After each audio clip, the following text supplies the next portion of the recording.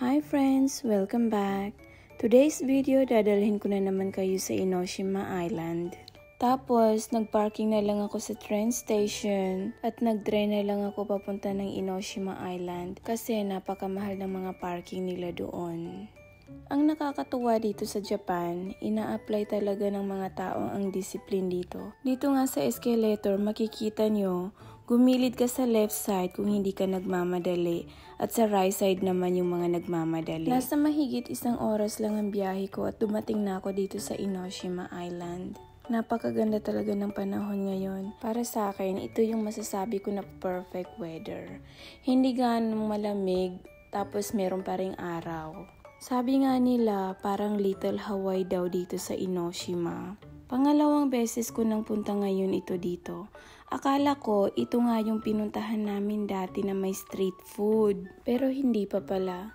Kaya naglakad-lakad na lang muna ako hanggang sa nakaramdam na ako ng gutom. Nakakatakam kasi ang mga display menu nila sa labas, kaya magugutom ka talaga. Pumasok na nga ako dito sa isang restaurant, hindi ko rin alam ang pangalan. Pero nakita ko yung tempura menu nila. Ito na nga, dumating na yung order ko. Syempre, tempura with rice. I think ito ang second favorite food ko dito sa Japan. Ang serving nila, mapapatakam ka talaga. Sabi nga nila, what you see in the menu is what you get. May kasama pang miso soup, kaya craving satisfaction talaga. Kain tayo!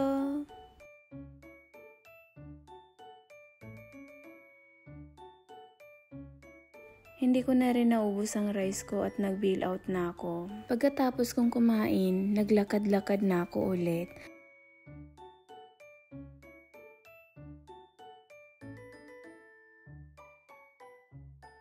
At finally, nakita ko na yung sikat na street food dito.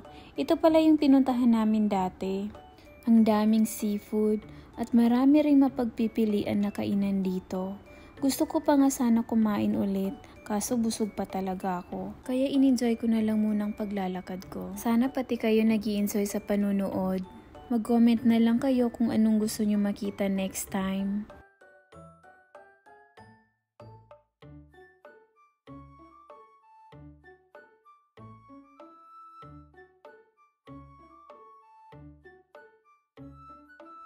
Grabe ang food menu nila dito, parang pabonggahan sila. Tingnan nyo naman, napaka-realistic. Magugutom ka nang wala sa oras.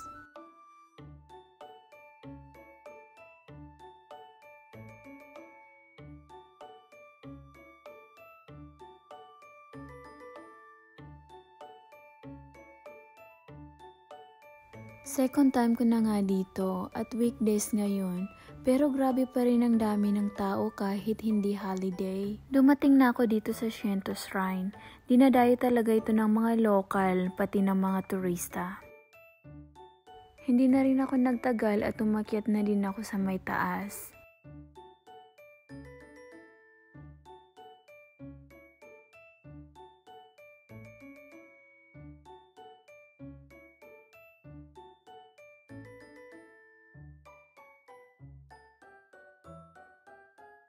Dito sa Japan, pag nag-tour ka, expected mo talaga na madaming steps at madaming lakaran. Kaya kung may bala kayong magpunta dito, magbaon kayo ng matibay na tuhod.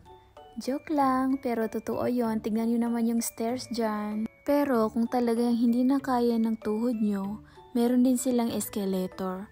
Kaso, mamimiss nyo ang magandang view at may bayad ito na nasa mahigit 1,000 yen per person. More temple din dito sa taas at napakatahimik. Mai-enjoy mo talaga ang nature. Medyo nabitin ako sa trip na to kasi biglang hindi gumana ang power bank ko. Kaya hindi na ako nakapunta sa Candle Lighthouse. Pero baka may chance pa na makabalik ako kasi hanggang November 5 pa ang Candle Lighthouse nila. Hanggang dito na lamang. Hanggang sa susunod ulit. Thank you for watching.